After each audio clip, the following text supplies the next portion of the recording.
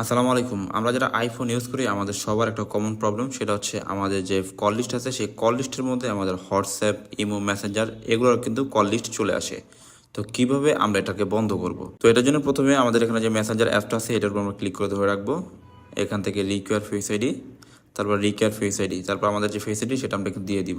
তারপর এখান থেকে হোয়াটসঅ্যাপ, এখান থেকে রিকোয়ার ফেস আইডি, এখান থেকে রিকোয়ার ফেস আইডি, তারপর এখান থেকে ইমো, এখান থেকে রিকোয়ার ফেস আইডি, এখান থেকে রিকোয়ার ফেস আইডি। এখন যদি আমি আমার ফোনের কল লিস্টে যাই তাহলে দেখতে পাচ্ছেন এখানে কিন্তু সবগুলো ফোনের কল আছে, এখানে একটা ইমো, হোয়াটসঅ্যাপ, মেসেঞ্জার এগুলো কোনো কল লিস্ট নাই।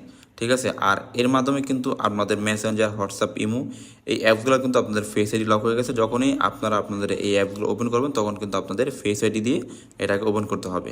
আবার যখন আপনি এই অ্যাপগুলো থেকে আপনার ফেস আইডি রিমুভ করে দেবেন তখন কিন্তু আপনার যে ফোনের যে কল লিস্ট এই কল লিস্টের মধ্যে কিন্তু আবার এই হোয়াটসঅ্যাপ, ইমো, মেসেঞ্জারের কল লিস্টগুলো চলে আসবে। আর এটা কিন্তু শুধুমাত্র যাদের ফোনে iOS 18 আপডেট আছে তাদের ফোনে হবে, যাদের ফোনে iOS 18 ভার্সন কম তাদের ফোনে কিন্তু এটা হবে না।